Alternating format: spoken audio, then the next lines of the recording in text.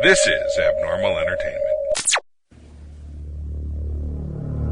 I am a real American, fight for the rights of every man. I am a real American, fight for what's right, fight for your life. You're listening to the No Cry Zone, a progressive political podcast on the Abnormal Entertainment Network.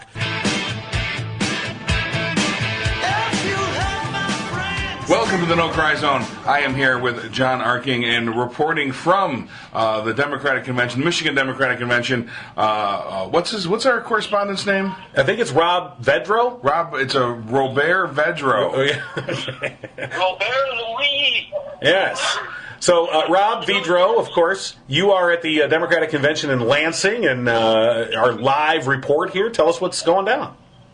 Wow, I guess I got to give you guys more information. I'm in Detroit, not Lansing, and it is the nomination convention here. I really don't know. I thought it was in Lansing. No, Detroit. I'm in Cobo Center. Should we take two this bitch or what? Nah. Okay. Okay. Why start now? All right, go on. You're in Detroit. Yes, go on. I'm in Detroit. I kept on getting text messages from a campaign person from Dana Fights, who's going to be going for the Attorney General here, and I kept on giving him crap back and forth, and I was like, well, I've been that much of a smartass. I better show up and see what this girl's all about. So it came on down, and boy, if you really want to have some Democratic fun, this is the place to do it. There's all kinds of people here. It's a wide cross-section of America. I'm seeing people with weed hats on all the way down to, the Medicare for All and all the people who are here for trying to raise minimum wage, and it's just a big love fest going on down here. So you said you're there, you want to check out one of the candidates for Attorney General. Is this Dana Nessel? Yes, I'm sorry. So many names today. I've been talking with a lot of different people and kind of getting my man on the street feel of the Democratic Party, and I have to say, it's a good vibe down here. It really is. Well, so I'm curious because what I'm seeing online is there's quite a little back and forth, if you will, between Dana Nessel and Pat Miles, who's also running for the Democratic nomination for Attorney General. Have you sensed any of that there? Yeah, there's definitely some tension here. That does seem to be the big battle going on. I don't know if anybody's ever been to one. This is my first, but they go from room to room chanting, and they have signs, and they go talk to each different congressional district, and then they get to go out on the convention floor when it's not going and do their little thing to the bigger caucuses and things like that. And they basically get to do their rah-rah speech for everybody in the state in smaller groups. And the big thing here, is Niles versus Dana, and it seems like everybody knows Dana's first name, so there's quite a big deal here. It's all about the voting that's going to come up here at the end of the convention on which candidate gets endorsed by the Michigan Democratic Party, and that's what you're here to do. So at the end of a bunch of rah-rah speeches and committee, business, they'll actually go and they'll vote via tablet off stage, and you go up and you zap your little badge and you vote for who you want to be endorsed by the Democratic Party of Michigan. So can we ask you, if you're comfortable telling us, between those two, who's standing out for you? It's definitely two different vibes. The candidate who talks about money in politics has definitely got my ear. And that was actually two candidates today, one for governor and this Dana, who really stand out about working for people versus working for corporations.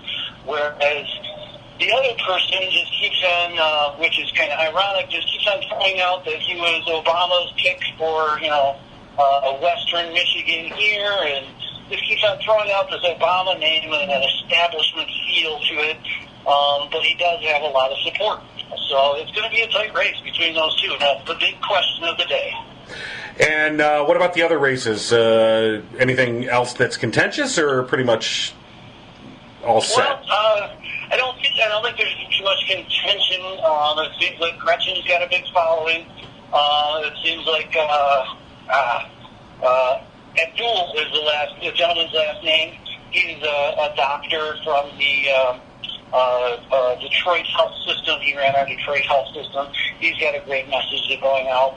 And then some other ones that, you can kind of gauge the feel by how many people are following them around in the convention today. And really the only one that's got like this big mob is Gretchen. So, right, obviously she's being considered as one of the front runner for the Democratic nomination for governor, and I know as well Jocelyn Benson seems to be the front runner for the Secretary of State's position. I don't even know if she has anybody that's running up against her. No, and what I see this particular convention being is they're trying to kind of gather the flock again. The whole message has been, we realize we have differences, but we got to come together. We got to come together, and I think that was one of my bigger things to come down here for. Was like, what the hell is the Democratic message?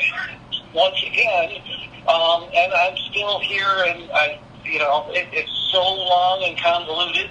You can't say it in one breath. It took Debbie Stabenow 5 minutes to get through all of the things, which are all wonderful things, but it took her 5 minutes to get through. So we have a lot of lofty goals, but we somehow don't seem to be able to message them to gain this rah-rah feel to get behind it. So let me ask you, the interesting thing, like we're talking about this race for Attorney General, this is something where I think a lot of people don't understand that the nominees they end up seeing on the ballot in August from the primary ballot are really chosen by the party faithful. It's not something that is chosen by the rank and file or, just residents voters at large. Right. Well, unless you get to hear it, this is your one chance to have the party endorse the candidate that you want. It's all done by precinct. Which I've been kind of doing man-on-the-street interviews. I would like to bring on the people who are doing the electronic voting system, but they're getting ready to all get set up here and vote, so they didn't have a spokesperson, but we will be talking with them. He was very interested in having the word spread about this, that they are on the verge of electronic voting. They're already doing it overseas, and it's got, checkpoints involved, and you get a chance to confirm your registered vote, things of that nature. So, but this is the spot, and no one knows it. It took me about 10 different people to try and figure out how do I vote here? And it does seem to be like a secret from the public, and that, I think, needs to change. Right. Okay. Well, that's what I figured. You'd be more on the side of the power to the people. Yeah, power to the people. And, you have to give it to the Democrats. They are talking in those terms right now, and I think they walked away from that for the last couple of elections. On these fringe, we have to fight for the underdogs, but lost some of that, hey, we're here for the working man, the regular family. I was speaking with a reporter earlier, and he covers both Republican and Democratic, and he said, to the man on the street, we all want the same thing, just like we've all been talking about. All right, well, we appreciate the live report. We just got the podcast underway, so if something else comes up or somebody you think we should talk to, phone's right here. Give us a call, and we'll blend you in. I have one person, I'm not sure how busy she is right now, but she's a grassroots organization that I walked around the whole place talking to every table and every petition. She was the one that definitely took my attention the greatest. It's called FEMS, for Dems. The lady I talked to was kind of funny. She was Australian, and she knew more of the rules about America than most of the Americans talking to her. And she has to, obviously, because there's all these weird rules that she has to abide by to be here. She can't go in the convention room. She can't, give money to candidates and things like that. She lives here. She's a citizen of the United States. That was her whole thing, was we have to get the candidates actually talking instead of doing speeches to the public, and she came up with a great idea called speed dating for candidates.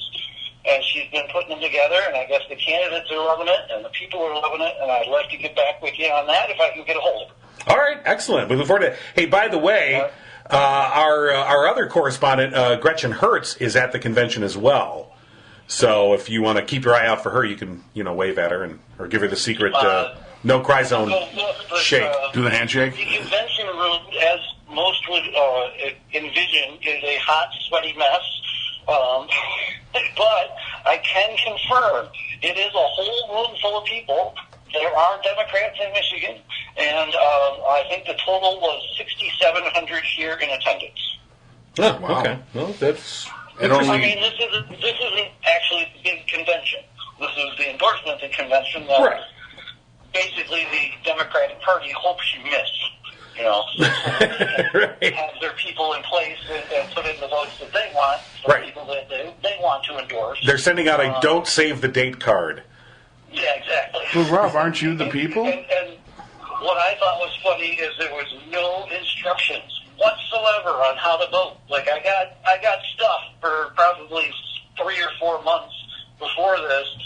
Nowhere on there did it instruct me who, how, or what I was going to do here, what I got here. I had to talk to, like I said, about 3 or 4 different people until I found the actual voting machine booth.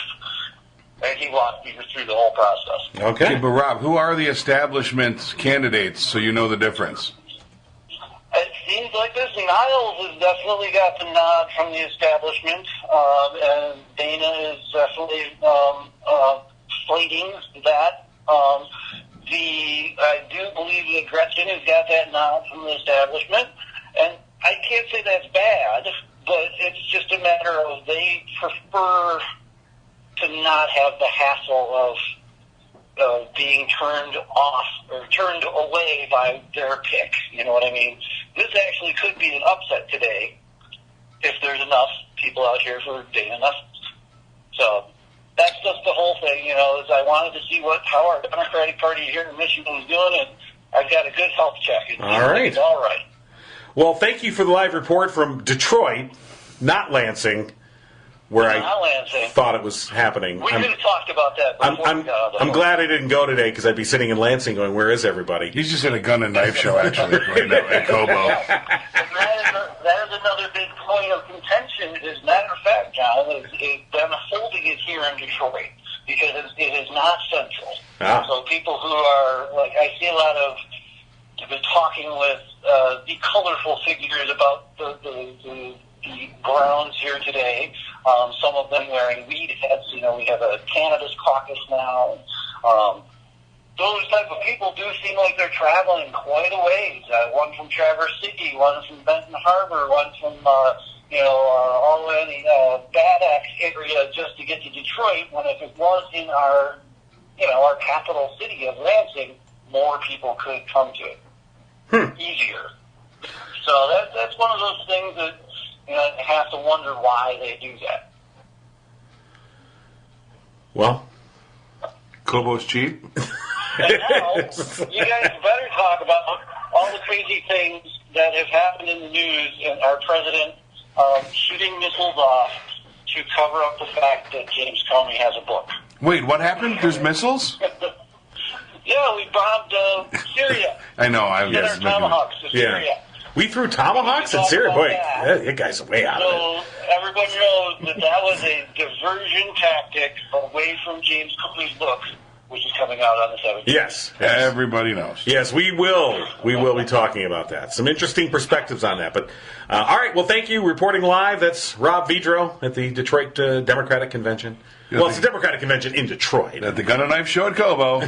If I can get a hold of our Felons for Dems, I'll call back in, guys. Please do. All right. Get their calendar. All right. Bye. I'll see if they'll work on a new project. All right. Excellent. Excellent. All right. Bye. All right, bye-bye. Okay. Well, just about how you'd expect it to go here on this show. Okay. That was Rob Vidro reporting live, although we're not live when you hear this, but reporting live to us. We wish we were dead. Como Hall in Detroit, where the pre-Democrat convention is happening, the nomination, the endorsement convention. Yes. It's the Michigan Democrats endorsement convention. I just named it, so we could call it something. It sounds as good as anything else. And so Rob is deep in the thick of it. Conspiracies abound, and you knew they when he got there. I don't trust anyone named Nestle. She's stealing all the water. So, yeah, don't vote for her. I mean, this You say that jokingly, but there's probably people that are like, well, hell no. I'm only voting for Ted Hershey. Like, what? So, all right, well, little peek behind the curtain there at the political process. So our established candidates, Gretchen Whitmer, according to Rob, the man, well, the liberal man, not the conservative man, and by man I mean the man, i.e., Mr. Big. Right. Wow, Mr. Big. The head honcho, okay. the cheese, the crusty white American. Older, I got nothing. And so, who is Rob? I know you're not here. I find fault with the fact that you think there's a Democratic establishment. It's like herding cats. We just talked about the cannabis hat guys are there with the Medicare for all guys, and still we are fractured into single issue votes. And yeah. Well, I mean, you've got I'm seeing this on even you scale it up from the state level to the national level, and you still see these divisions, these chasms between people who are of like mind on 90% of shit, but on the 10% that they disagree on, it's like hell no, never. To your person. And I'm saying, I firmly believe in the idea of the new Democrat, which is someone who just says they're a Democrat and they're pretty much, anti-idiocy. Right. Well, it's anti-evil. Right. I saw a post, somebody, they were talking about, it was an anti-Trump post, and they were saying, he's a disgrace to the Republican Party and da-da-da. And then somebody posted, and it made me laugh. And they posted and they said, yeah, the last sane, moderate Republican president we had was Obama. And I mean, and I'm like, in a certain sense, you go, yeah, because he did govern largely, not really, but I mean, more towards the center than towards the left. He governed like a 70s and 80s Republican. Yeah, like a Milliken, if you want to talk about Michigan politics, like a Milliken Republican. And, where we go from here, I don't know. And everyone's expecting the big blue wave. And I'm already sensing from folks that they're like, oh, good, I don't have to worry about this anymore because we're obviously going to win in November. Obviously, we're going to win in November. Obviously, because obviously we're going to win the presidency. And then we'll take care of Trump after that. And I'm like, there's no obvious about anything. No. And what's startling is this is something that it doesn't give me much hope. But it's fascinating is the rats that are fleeing the ship, the conservative rats in Congress. That's with Paul Ryan, the latest. Yes, that was a shock. It was, but I was surprised, but I guess I wasn't shocked. If that makes sense. I get that. I was shocked in the sense that I thought that he had firmly entrenched himself in a nice money-making venture. But but all things considered. I think he's like, I'll still make money, and I don't have to deal with this shit show, right? Whatever this is turning into. Yeah, and he knows things that we don't, obviously, and he's leaving. And I mean, he is privy to information, i.e., the Mueller probe and internal dynamics at the White House, everything else. That he doesn't have the full range of it, but he's got peaks that we don't. Right. And as you said, and he's leaving. Trey Gowdy has the same insights. Yeah, bye. He left. Yeah, I'm out of here. So let's talk about Comey's book. Yeah, I haven't read it. Have you read it? No, it doesn't come out till Tuesday. It's funny. Everyone's like, it's because it got leaked last Thursday. I think was when I saw it on Rachel Maddow. She had a copy of it, and she was laughing about, I've got the book due out next Tuesday, but it's practically already been digested and put out there and everything. And refuted. And refuted. Of course, in the GOP, the Republican Party has set aside a select operation to go after Comey. They've set up the website lioncomey.com, and they've already put up videos and all kinds of other, opposition stuff. They're already going after, Comey. And the problem is this: Comey is not. He's not a great. He's not Superman. Okay, No. He's not this ideologically pure thing that I hear a lot of Democrats that I don't think they know a lot about Comey. Right. And somehow they think that because he got fired by Trump, he must be one of the good guys. Right. And you go, well, I don't know. There is some shady shit that you can attach to Comey, and I think some of his book is self-serving to a certain extent. Why wouldn't it be? Hey, this is your shot for the. It's his book. Yeah, exactly. Why wouldn't it be? But I think you have to take it with that grain of salt. You have to go into this knowing, look, he's writing this from a completely self-serving point of view. Right. That doesn't mean he's wrong, and I don't think it means he's lying, but everything's going to be tilted towards his view of things, most especially his handling of the Hillary emails. Right. And his, announcement right before the election, which I think did damage that is incalculable. Yeah, well, it's calculable. Yeah, well, that's true, too. We're measuring it every day. That's true. Nate Silver at 538, he did an analysis of the support for Clinton, and it dropped off the day that announcement was made. Right. I mean, it tanked significantly, and it came back up like in the day or two right before the election, but it never reached where it was before that announcement was made. And we know how razor thin the election went for Trump. So Huge landslide. Huge. So now and I'm seeing Seth Abramson on Twitter, and he's a guy we've talked about before. Another, I hear good things and I hear bad things about him, but I do appreciate sometimes the way he breaks down some of these complicated issues, and he's been breaking down the whole timeline according to Comey's book, according to his version of events about the emails. And long story short, I'm not going to go through the whole thing, but his conclusion is, or the conclusion he really points at, is the most likely conclusion, is that Comey knew about these emails that were on Weiner's computer. He knew about them long before he said he knew about them, but decided that they were going to. He thought he could keep them under wraps until after the election, and the New York office of the FBI, which was totally in the tank for Trump, those guys, via Giuliani, exactly. They were the ones that started filtering out little bits of it because they knew about it, and so the conclusion that Abramson, this is just his conclusion, it's just one person, but when he breaks down the timeline, you go, I kind of see what you're saying. That, in fact, Comey did plan to sit on these emails, probably largely because he knew they didn't amount to much. Right. But he couldn't know until they were actually investigated. But he couldn't officially investigate them, because if he did, then it would open it up and they would be everywhere. So he was trying to sit on them, and when it got out that the New York office knew that they existed, then he was like, shit, I got to come clean, or he was going to fall back on him.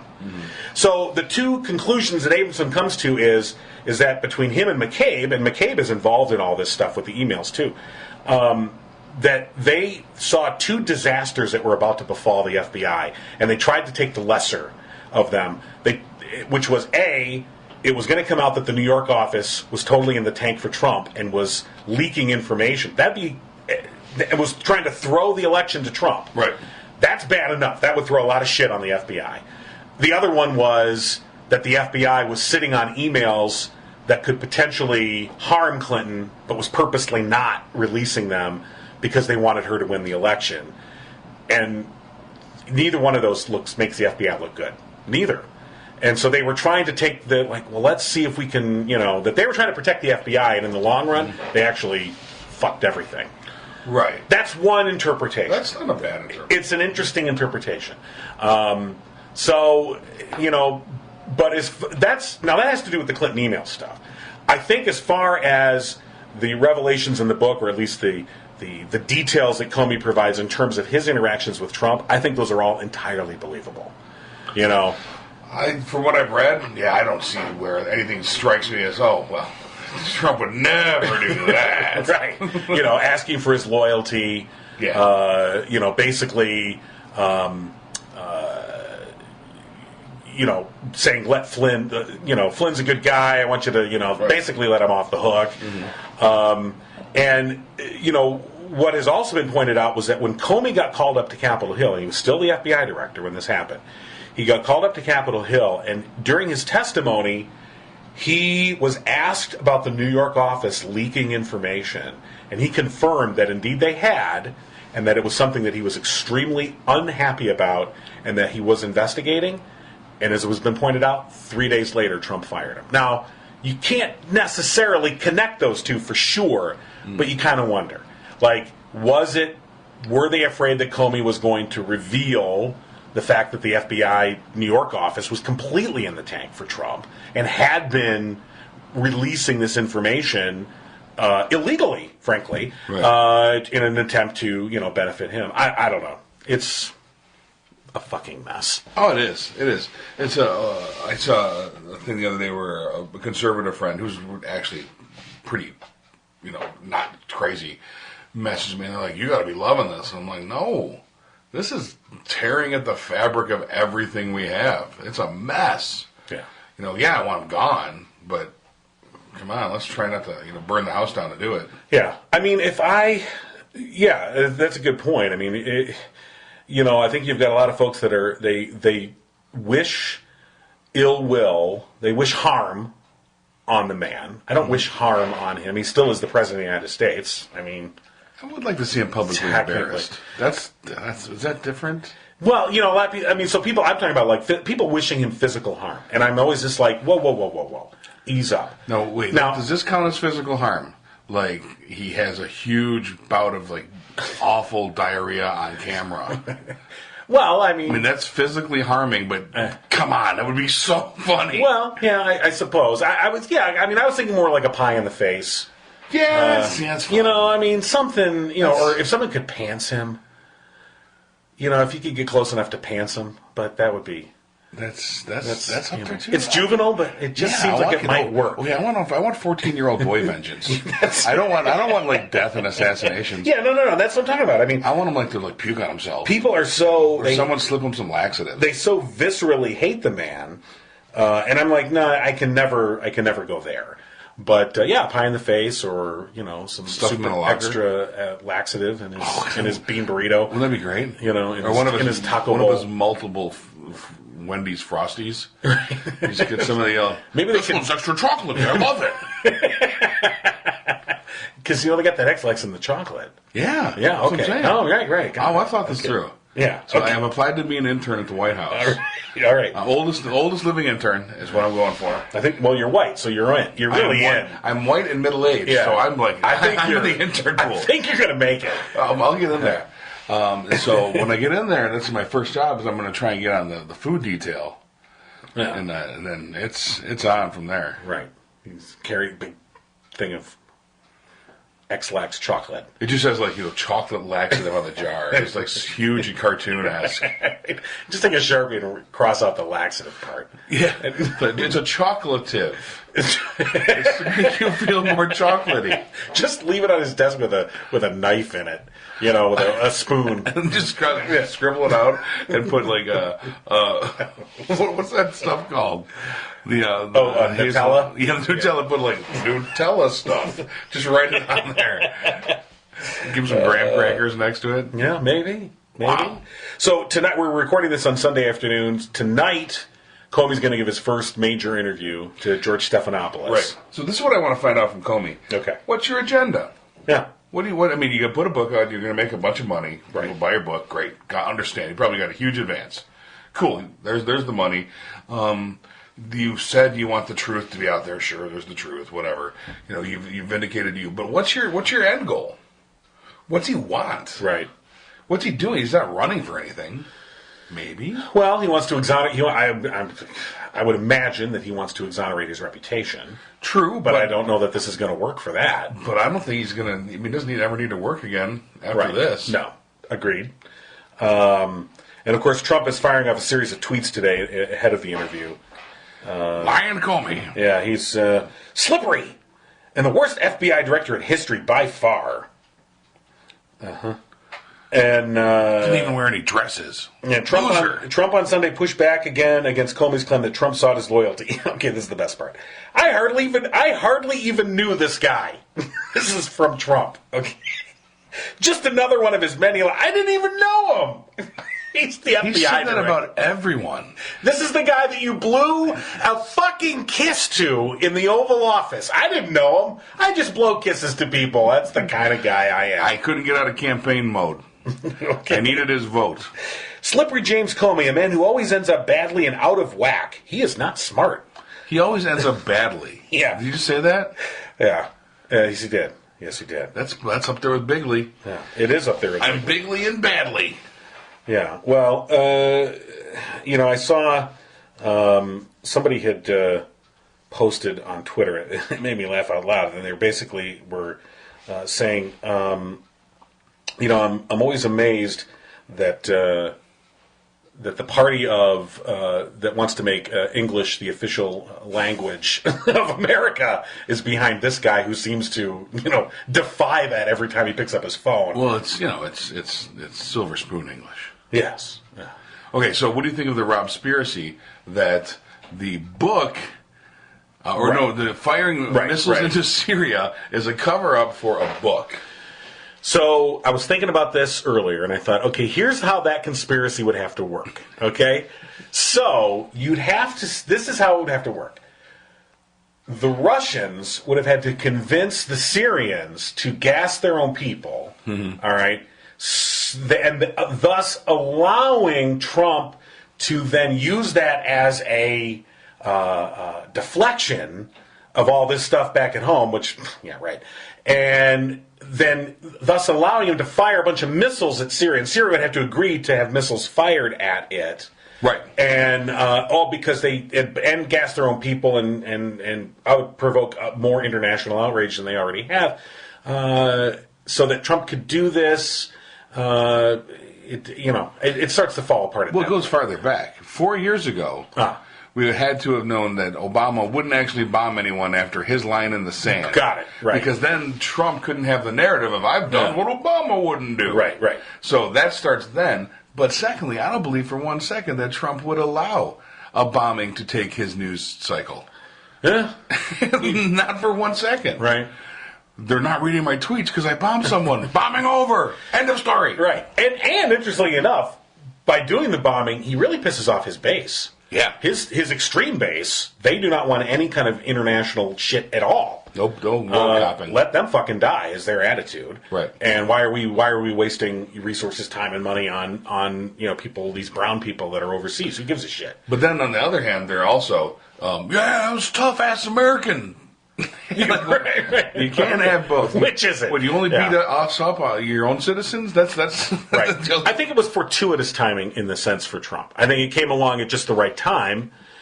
But I think out of all the times he could have picked for this bombing to go down, which I largely believe he didn't do, and I think this is a Mattis job, because Trump described it completely differently from Mattis. Trump, in his speech about this, talked about an open-ended altercation with Syria that we're just beginning. Mattis comes in, one and done. Yeah, we got rid of it. Right. Later. Right. So. And now, but there are reports, though, that the damage done was minimal, and that the Syrians knew we was coming because we had to alert the Russians prior, which we did.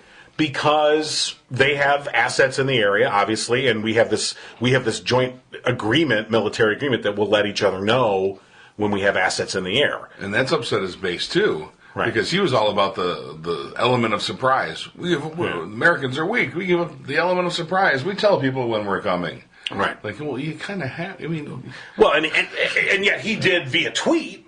Right. That night where he's just like, you just wait for our missiles, you guys, they're coming. Because the Russians had threatened that they would shoot down any missiles that were fired, and not only that, they would target their launch points, which was total hyperbole. They were never going to do either. I mean, even if they could do it, they'd have. It'd be a suicide. It's a beet farming country. That its infrastructure is destroyed. Its military is largely, just way below anywhere we were. We're like 70s and 80s sort of gear, and all they have is a nuclear arsenal, which is bad enough. But this is right. It's rural farmers. It's funny you mention that. So you're talking about Russia, yeah, right? So it's funny because I saw something a couple weeks back, but it was an interesting thing, and it was the writer was engaging, obviously, in a little bit of hyperbole, but was basically saying, is Putin a CIA agent? And he didn't really mean it, but he said every action that Putin has taken, in the long run, actually will benefit the United States, because he's taken Russia down a path of, they put their entire economy into oil, a dying resource. Okay, that maybe will have at most 1 or 2 more decades of worth, but as things are progressing, even the Saudis are like, yeah, we better get into this solar shit. Right. Okay, and they got more oil than they know what to do with. And if I'm going to take business advice, it's going to be from a Saudi. Well, over a Russian? Yeah. Over pretty much anyone. Yeah. So, and this author was pointing out that the Russians, in terms of the number of patents that Russians have filed, they're down they're like the 60th on the list or whatever. Just got in something from Rob. It's just in. It's a picture of Gretchen Whitmer going up an escalator and waving. Which is perfect for a podcast. Right. So, okay. She's wearing a red blazer. Yes. And her entourage is behind her. You want to describe that for them? As Gretchen goes up the escalator, she's going up. Someone is coming down in what appears to be an ugly Christmas sweater, but it's a bit blurry. Okay. The escalator features your standard steps, the plexiglass walls, and a large white wall behind her. She looks about midway up the escalator. Very good. And quite pleased to be there. Oh, wait, another picture's coming in. Oh, we have another picture? This is a picture of a nearly empty hall. And we have a nearly empty hall. This is a hall in Kobo. Apparently, the seats are lined. There appears to be hundreds of seats, all empty. A large American flag in the front, denoting that this is an American convention. They've got some Jordan Acker signs, some press signs. There's a really nice color scheme that they do with a neon blue in there, and the lighting that I kind of enjoy. That is nice. Very futuristic. It's kind of a James Cameron. Yeah, if Jim Cameron directed the Michigan Democrat endorsement convention, it would have that look. It kind of has that. It's a nice. Then after it sank, an old Rob, 30 years from now, can pull out a diamond and throw it into the water. Okay, well, thank you for the pictures for the podcast.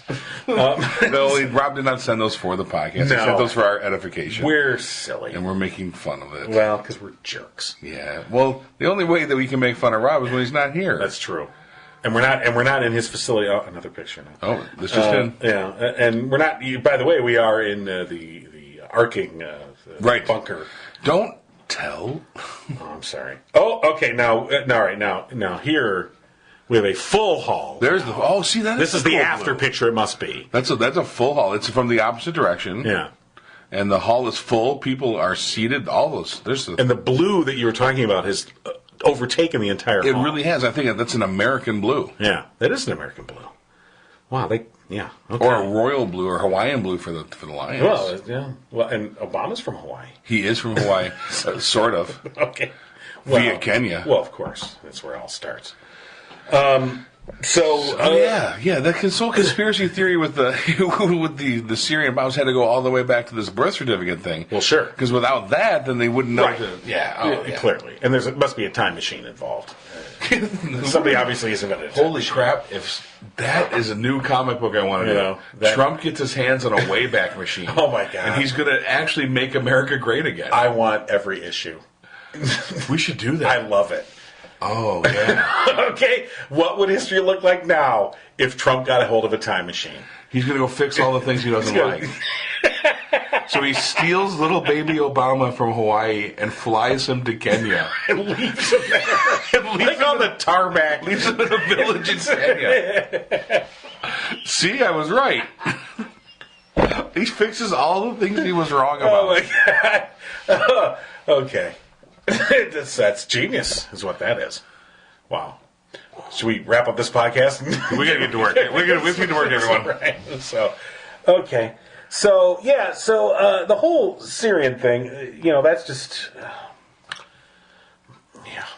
I think it just presented itself at the right time, and like you said, Yeah. the difference between what Mattis said and how Trump described it kind of says it all. Right, and this is the big boys are playing, and they're like, here, go make a speech, son. Right. Well, we're going to bomb them. We're going to bomb them good. We're going to bomb them great. We're going to make Syria bad again. You know? Okay, thank you, President Trump. So How long do you think Mattis has? I don't know. Kelly, did you see the picture from the there was Oval Office where Kelly has his head in his hands? No. Okay. And I'm sure it was the kind of picture, it was just taken at the moment he maybe was just rubbing his eyes or something like that, but it just looks like he's got his head buried in his hands like, what the How fuck? much time does he have? Yeah. Bro, this is What all am I TikTok. in? It is. It really is. The only one I think that has got job security forever is Sanders, because her resting lie face my is God. genius. She's, yeah. Well, speaking of resting lie face or pictures, of course, she released a photo that she said was of the Situation Room where the president was talking about the raids on Syria, and yet Mike Pence is in the picture, even though Pence was in Peru at the time. That's, no. Well, one Pence was in Peru. Pence has been cloned. Okay. Right. He's asexual due to his severe evangelism. He buds. Right. So he budded another vice president in order to double his workload. So he can be like disparaging the LGBTQ, whatever else is left community I think, yeah, most of in them. multiple continents Right. at the same Okay. time. Well, not my bad then. How could I doubt? How could I doubt? The situation. They were like ordering lunch. I know. So. What should we get? I don't know. I always get a Big Mac this time of day, but a quarter pounder with cheese, that's calling to me. Right. So when we look, so the other thing is the raid on Cohen's office, which we That happened. Yeah. You know what's going to happen tonight after we're my done God. recording? Yeah. We're like catalysts of We can never of weird. Yeah. So the raid on Cohen's office is, we won't know for a while exactly what that's going to net. Right. Although the immediate after effect was the Trump people said he's definitely not going to interview with Mueller, because they were talking about sitting him down, and the Mueller people were like, "Yes, please." They're all Mr. Burns. Right. There's the box with the stick and the cheese and the string. It's a Cheeto. It's a Cheeto. And it's this huge, Right. like a refrigerator box Right. that he just doesn't see. No, and on the side of the refrigerator box, it says Cheeto Hut. So you know that if you're in it, you get Cheetos. Right. It's like, come on. So that's out. So he's not going to interview with him, which conversely means, and again, I'm getting this largely from Rachel Maddow, but what she said made sense to me was, if Trump isn't going to interview, Mueller can start wrapping up his investigation. Trump was going to be one of the last things you do. Yeah. You talk to everyone else, and then you go after the big guy. Right. And if he's not going to talk, if he's not going to give his version of events, then you can start wrapping things up. And Cohen, having everything you've got from Cohen, they can start wrapping this up now. Right. The New Yorker had an op-ed where they said that probably what they figure Mueller's going to come up with was that Trump himself probably had no Russian collusion. Right. DT2, yes, he Yes. did. He was in the thick of it. But by looking into Cohen and the Trump businesses, there's absolutely no end of nefarious illegal business activities that Trump has engaged in. Right. There was I don't know if you saw Saturday Night Live last night. The opening skit was with actually Robert De Niro played Mueller, and Ben Stiller played Cohen. And they did the whole, meet the Fockers, meet the parents thing, with the lie detector. But in that, Ben Stiller as Cohen, because they said, well, what was in your office? He goes, are you kidding me? I've got a whole hard drive labeled "Yikes." So you have to imagine exactly all the years representing Trump, the shit that's in there. I got a whole hard drive labeled "Yikes." All the dirty fucking deeds, all the payoffs that must have occurred. You can only imagine.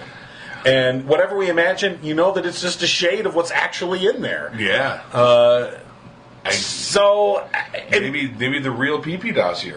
yeah, well, the other thing about Cohen, the other big revelation was Cohen was in Prague, by the way, something he denied. He Right. still denies. And he's always presented his passport to say, see, it never says I was in Prague. But now there's evidence that he entered Prague through Germany. His passport does show that he was in Germany at the time. And apparently you don't need to, if you're going from Germany to Prague, from Germany to Czechoslovakia, because you're in the European Union, you don't need to get your passport still. Right. And, but there's evidence now that he was there earlier in 2016 at a time he said he definitely was not, and that he would have been meeting with the Russians. And this meeting that took place in Prague. So, And that was the impetus for that lie. It was the impetus Right. for the warrant. right, exactly. So the whole, a lot of this is beginning to collapse in now. And Mueller, if Mueller is fired like right today, I mean, if somehow Trump he'll either fire Rosenstein, he'll either have Rosenstein fire Mueller, and Rosenstein probably won't do it. He'll probably refuse, and then he'll fire Rosenstein Put and someone else put someone else in. They'll fire Mueller. I mean, I heard one of the pundit made the joke that said somebody that's leaning on a mop right now over at the Department of Justice is going to be the one that's going to end up firing Mueller. Like, they're just going to, you, get in there. That's the whole reason for me to be the intern. Right. Okay.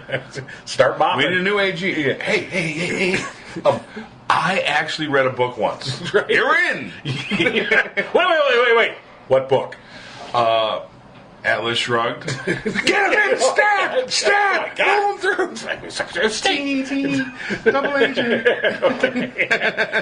We laugh, but I'm not quite sure that the process isn't much more than that. It's pretty in depth. I think that's a good sketch of what the process is. I think it's the same thing like on The Walking Dead, Rick's question for new people. Okay. So like Sessions would come in to be the AG, and Trump would be like, how many minorities have you tried to kill? Right. Well, all of them. All right, you get to be the AG.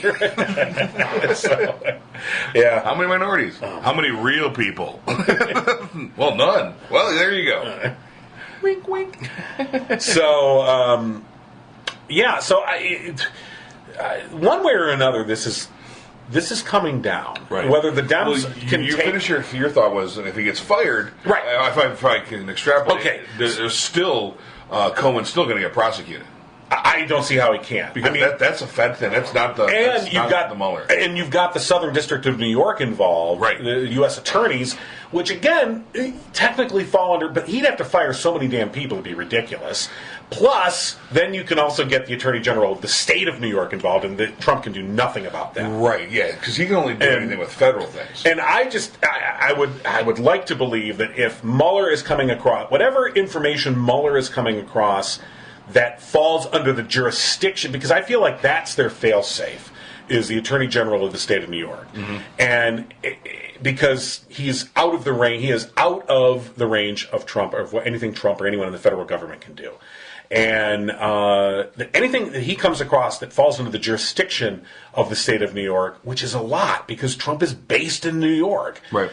they are filling them in at the same time. Oh, I would assume so.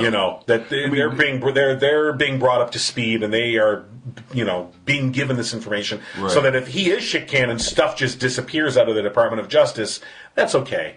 We've got copies. So what they're doing is what Obama did at the end of his term and dispersed all that information Right. to different allies. Right, which makes sense. Which worked out in Yeah. the long run.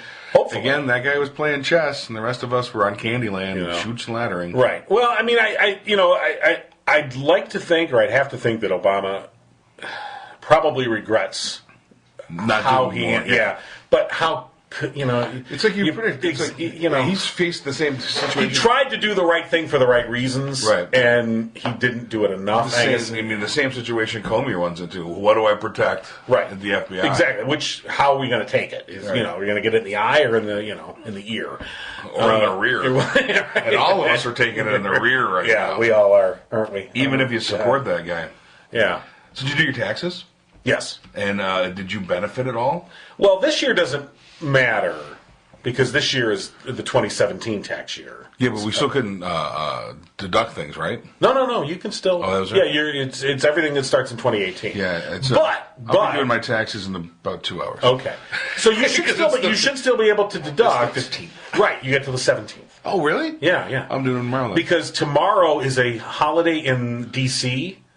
So because this is true, because the post office in D.C. won't be operating, you get to the 17th. So what's the holiday? I think it's called. It's something for. It has to do with slavery. Has to do with emancipation. Really? Yeah. Let me look that up. I would assume that it was the International Donald Trump Don't Do Your Taxes Day. Right. So that wouldn't surprise me. It is DC Emancipation Day. DC Emancipation Day. And it's a holiday in Washington, D.C. to mark the anniversary of the signing of the Compensated Emancipation Act, which President Abraham Lincoln signed April 16th, 1862. And because it falls on a Monday, that pushes, and because the 15th fell on a weekend this Right. year, it would technically push it to the 16th. But because the D.C. post offices are closed on the 16th, it actually get to the 17th. So. I'm doing it tomorrow then on DC Okay. Emancipation Day. Well, you're quite the American, aren't you? I do them. Oh, well, that's now you're iffy. I actually pay my taxes. I know. I pay a lot. But talking to our tax guy about You got a guy. here, we got a guy. Oh, fancy. So Is it Rob? shit. I'm screwed, aren't I? No. No. Okay. Rob pays his taxes too. Right. He does. I know. We're just joking. We're not editing this out. No. Oh no. Okay, we're not. Should I mark the time? Okay. Okay.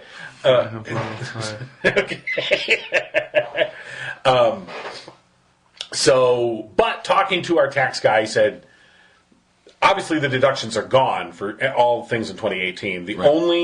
There are certain exceptions for business-related expenses, but only under certain conditions. But mostly they're all getting wiped. Let's say you're a teacher and you have to buy scotch tape and cardboard for your class. Okay. No. Yeah, the teachers automatically no, you get nothing.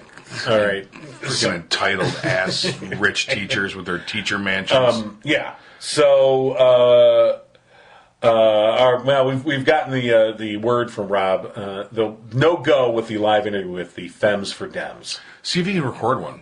Okay. And on his phone. Maybe play that next week. Yeah. All right. All right. So, I forgot what I was going to say. Taxes. I paid him. All right, then moving on. Okay. Okay. So now I will. I do want to hear. So the United States Postal Service was being defended by Donald Trump the other day. We didn't talk about this as he was railing against Amazon, calling Jeff Bezos an awful human being, using the post office as their personal delivery people, and costing the taxpayers money. Right. And what does he have against Amazon? Oh, they're rich. Right. But what about Jeff Bezos? He also owns something else. Which is? The Washington Post. Dun, dun, dun. Oh, my. So he's been railing against that, and I know how the post office works. I know that for years Congress has tried to shut down the post office and privatize this, and they've made unreasonable things the post office had to do. No other business or organization or administration in the world has been forced by Congress to have, I think it's 9 years of pension banked for retired employees. Right. 9 full years banked. Right. So, that's untouchable. They keep feeding into it. And it almost drove the post office out of business. But they managed to put it together. And I talked to a postal friend of mine, a Mr. Kevin Moyers. He was chatting about this on the... Okay. Well, he was talking about it on Facebook, and I read it. Okay. And then I was going to ask him a question, but I forgot. Good enough. And, it's, it's job security. The amount of stuff that Amazon sends out there, Right. they're not getting it for free. No. They're paying for this service. And they're one of the biggest customers of the U.S. Postal They're Service. the biggest. They're the reason that there's Sunday deliveries. Right. And generally just for Amazon. Right. I mean, if you remember, it wasn't that long ago that they were talking about they were going to get rid of Saturday deliveries. Right. And they were even going to they were talking about cutting back in wholesale ways. Right. Like this is 5, 6, 7 years ago. Interesting. The thing about the Postal Service. The Postal Service is mandated by the U.S. Constitution. Yep. Okay. I mean, it mandates it's Article 1, Section 8, Clause 7 of the U.S. Constitution. I have it right here. Thanks to our research team, Wiki and his staff. Basically says that empowers Congress to establish post offices and post roads. It was added to the Constitution to facilitate interstate communication as well as to create a source of revenue for the early United States. Now, in the intervening years, and there have been 240 of them, it's no longer about it providing revenue to the, back then, yes, any kind of revenue, we were so starved for cash, and we'll take it. So it doesn't actually provide revenue per se, but if it can be revenue neutral, in other words, if it can more or less pay for itself, but even when it doesn't, it is a much needed. I think it's a service the government provides for its citizens. Why have a government if it can't provide this? And to me, what does a stamp cost? Like 51 cents now or something like that? For me to be able to put, and what is it? You get up to 12 ounces, 8 ounces, I think, in the for a stamp? single stamp, 12 ounces, like 16 ounces a pound. Okay. For you get, you can, I think, up to 6 sheets of paper. Okay, but you can mail for a stamp. But I can put that 51 cents. I can send it anywhere, including Guam, any one of the U.S. territories for 51 cents. And some places in Canada. Yeah, it is ridiculous to think that somehow that's not a worthwhile service. Right. And the Congress thought it was a worthwhile service. They just wanted it privatized. Right. And for profit. So making UPS or... Right. Well, I'm just saying, if everyone bitches about the stamp goes up to 51 cents, and you're like, yeah, well, wait till it's, $1.50. But it won't, because they have enough work. No, I'm saying if you privatize it. Oh, yeah. Yeah, if you privatize it, send something ground via UPS, even a letter via UPS or FedEx. You're right. $4 or $5. Right. Shit. What was I? I'm trying to think. I saw something in. Whatever. Okay. Well, and I don't believe that the post office has ever has ever been a leech on the government. It's always paid for itself. I think it does. It has required federal budget funds to but to me, I think it's worth it. I don't understand. I don't understand why we quibble with this. And I think you hit the nail on the head. It's because they want to privatize it. Right. They pick this out, and they go, well, this process of government is not paying for itself. And you go, yeah, neither does the military. The military costs money too. It doesn't make us any money. Okay, right. Otherwise we'd be out there, raiding ships like pirates. We're selling services like Soldier of Fortune. Exactly. So why does the military? That's not a bad plan. Because what have I unleashed? Because look, it's a function of government. We pay. That's why you're talking about taxes. Right. That's why we pay taxes. Exactly. To get services. It's not for sidewalks and potholes anymore. Yeah. Well, that's Michigan. literally. So I was going to tell you, I went to Indiana. To Pennsville. I'm sorry. And I was there for a weekend a couple weeks ago for a show. And we complained about the roads in Michigan, how awful they are. Right. And they are terrible. Right. They're worse than Indiana. The roads are horrible. Now, don't they have like a lot of toll roads there? Probably the 80-90 that runs like through Chicago and Indiana. Okay. And we took that, and that was nice. But when you're on, just the Indiana roads in general, your side streets or your freeways, excuse me, it's like looks like war-torn Bosnia. Yeah. So, and it's very gloomy. That's just because of the weather. I think it's Pence, though. I think it's because of Indiana. I think that so largely what's happened to Indiana is the same thing that happened to Michigan, the same thing that happened to Kansas, the same thing that was about to happen to Wisconsin. Right. Is a complete Republican leadership on top has resulted in an infrastructure breakdown. Right. And people either who are indifferent to it, because it doesn't really impact them, they don't give a shit, or they just don't care, or they truly are so ignorant they don't even know or care. So interesting moment this weekend. I went to the robotics state championship at Saginaw Valley State University. First Robotics had their state championship. Oh, Domigato. Okay. And my daughter's on the team, and her team went to the state championship. Okay, that's wonderful. So while we're there, the moment they take a break in they have an honored guest to come speak, and it's Governor Snyder. Oh, okay, boy. yeah. And so you're like, and so they introduce him, and everybody around us, standing ovation for Governor Snyder, and I'm just sitting there, and I gave him a polite, okay. And I'm like, I'll give the office of governor a couple of slaps, but I ain't standing up, and I ain't, whatever. And before he's introduced, the guy that introduces him, and he's like the MC for the event or whatever, and he talks about all the great support that Governor Snyder has given to the robotics, programs across the state. I mean, he's been very supportive. Okay, that's nice, and that's wonderful. But he says, we want to make this man president. Okay, so now I'm sitting there, I'm going, why are we fucking talking politics at a kids event that is akin to an athletic? I mean, it'd be like being in a basketball championship or a football championship. What is this shit, that's going on? Okay, and so he gets up there and he talks about, and he starts to, hey, everybody. Oh, come on. So we don't have to voice shame him. Well, sort of. Why not? Because, voice shame Mike Tyson. They got the same one. Okay. Double dog dare ya. Okay. So he gets up there and he does his usual politician thing, but he sneaks in a couple little things about all the great things that have happened under his watch. By the way, Flint was not mentioned. Or represented there because there's no school budget either. Right.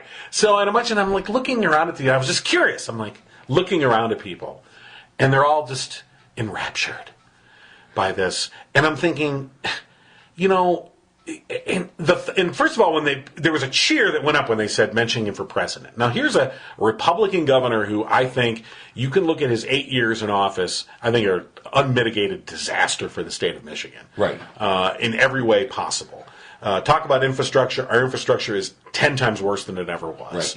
Right. He ushered in a huge business tax cut that has deprived schools and communities of the money that, schools obviously for the money that they use to educate kids, and communities the money that they use for police and fire departments and to beef up their budgets. So, and I'm thinking just the day before we left to go to this convention, I got a letter from the city of Howell, where we live, and it said, because of basically shortfalls in state funding, we are proposing to put a special assessment in place. It's going to be about $300 extra a year for us. Mm-hmm. Special assessment for police services. And what it basically said was the money that we're expending out of the general fund to cover police services, we really need for infrastructure like sewer, like roads that have fallen behind and we need to pay to keep them up. Mm-hmm. And so we want you to pay extra to actually fund the police department, and then we'll use the money that that's where they're playing a shell game now. Right. And I don't blame the city of Howell in the least. I get it. I don't want to pay. I do not want to pay $300 extra in taxes, but I understand why I'm going to have to.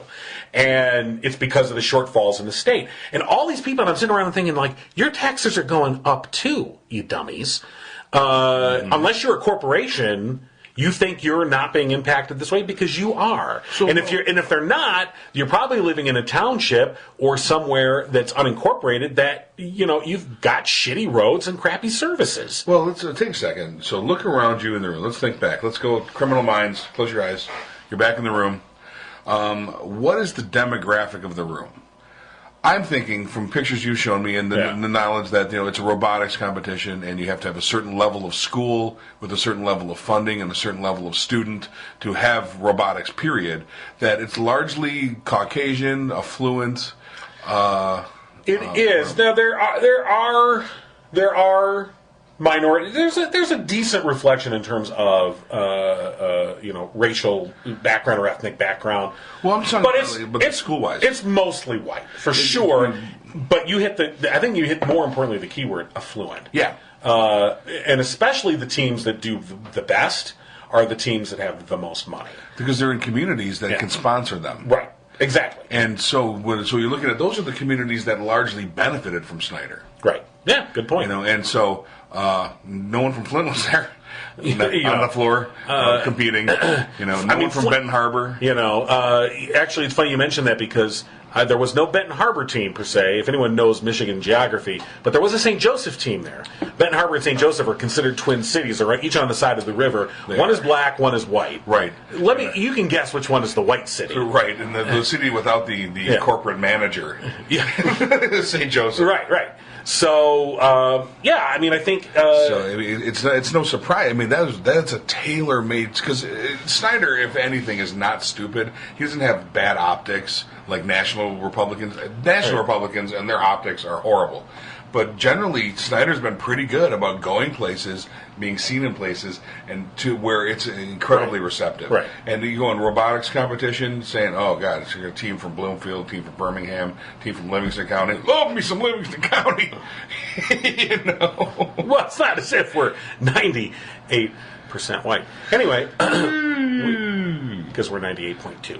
Anyway, We're not 98% white. It's 98.2%. actually, I had The 1.8%. Yeah. That's just some really tan folks. You know, it was a few years ago. A few years ago, I was having a conversation with somebody, and I said, "Look, we live in a county that's 99% white," and they're like, 98," and I'm like, "Really? That does it for you?" Like, That's a big percentage. That's reflective of a national average. Where? so. People. Yeah, Like, so- what, Denmark, we're whiter than the Netherlands. So, That's absolutely messed up. so you scale that up, though, in terms of the national infrastructure, which has been completely neglected, of Yes. course, Yeah. because the Republicans, these conservatives that want to privatize everything and have gotten the reins of government one way or the other, whether there's a Democrat in the White House or not, Right. they have managed to largely over the past 20 years, and really the past almost 25 years, they've had their hand in the purse. In other words, if you run Congress, you're running the purse. It's barter time. You know, and there's only, so from what I think, from 94, the Republicans ran Congress from 94 to 2006, so that was 12 years. Mm-hmm. The Democrats took the House and the Senate in 2006, and they consolidated it in 2008 with Obama, and then they lost it all in 2010. So for 4 years in there, you had Democrats in charge of Congress, and then since 2010, it's been Republicans. And so by being in charge, they're the ones that call the tune and how the spending priorities. Yes, the president sets the budget, but the Congress is the one that eventually is in charge of that process, Right, and implements and it, they can call it. And so their priority is, and especially if you look under the Republican years under Obama, there was about slashing spending. Right. In places that didn't make any sense to slash spending, because they do want to defund the government. They do want a non-functional government. But only when Obama was there. Right. Now we're spending more than Well, ever. of course now. But what are we spending it on? We're not spending it on infrastructure. No, it's and not. even when they talk about, we want this big infrastructure bill, and you're like, you want this big graft bill, because we know what's going to happen. Yeah, a couple roads and a couple bridges will get built, all right? But this is just going to be another huge break for all these corporations that are going to just siphon off more money out of the federal government. Right. That could have been the one bright spot of a Trump thing. Right. Where he knows all these people around the world that can fix things. I don't care if I'm willing to, if everything gets fixed and brought up to par for 21st century standards, skim what you want. Right. As long as it gets done. Yeah. And that's not happening. Right. I mean, I remember reading an analysis that said, had Trump come in and made his very first priority infrastructure, just came in and said, we're doing and not the wall, just said, we're doing infrastructure. I want freeways. I want new water systems, and I want the money, and we're going to do it. We're going to do it in a big bipartisan way. You'd have been a new Roosevelt. I don't know. Everything would have been, and even if all the collusion with Russia and all the other shit, even if he still tweeted bullshit, and even if he was still, that almost all would have been subdued underneath the fact that he would have started off with some sort of bipartisan push. I mean, it just would have primed the pump, if you will, and got the momentum going. But because he came in and absolutely was fixated on Obamacare, got to get rid of Obamacare because it says Obama on it, even though it didn't actually say Obama on it. Well, he knew that. You're right. So, but it was about getting rid of it. I mean, it was all about he wanted to destroy anything that was Obama's legacy. That was his priority. And instead of doing something that would have been smart, but of course, are we surprised he didn't do the smart thing? No. Wait. No. Yeah. Okay. Just checking sources. Because at first, I mean, I was kind of holding out hope. Like, come on, you can't be this supervillain. You can't. It has to be this bluster. You have to you threw him with the Nazis because it was a thing. You wanted some votes. No one is like this. You got someone is like this. Right. Then you go, This is like, wow. When someone tells you about their evil uncle that does marches and burns down, black churches, like he does. Wow, that's messed up. Right. Well, he's our uncle, our messed up uncle. Uncle Orange. Yeah. So, if he's a double agent for Russia, does that make him Agent Orange? I think we end it there. Nice. That's gonna go into the comic. Oh, the Trump comic? What's their title? I don't know yet. Yeah. Back to the Past? Donald Trump's Excellent Adventure. Yeah. It's like a Back to the Future. Right. Back to the Past. Or Forward to the Past. No, Donald Trump and Making America Great Before. I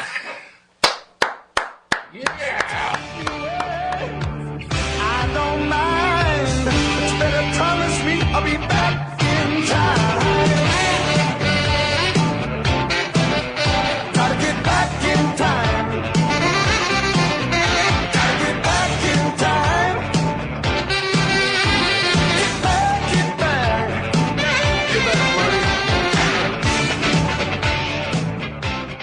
buddy. Find more episodes of The No Cry Zone at thenocryzone.com. Tweet Rob, John, and Dave at No Cry Zone. And find The No Cry Zone on Facebook. Listen to every Abnormal Entertainment show on Google Play, Apple Podcasts, our YouTube channel, or anywhere you find your favorite podcasts. And don't forget to visit abnormalentertainment.com. You've been listening to the Abnormal Entertainment Network.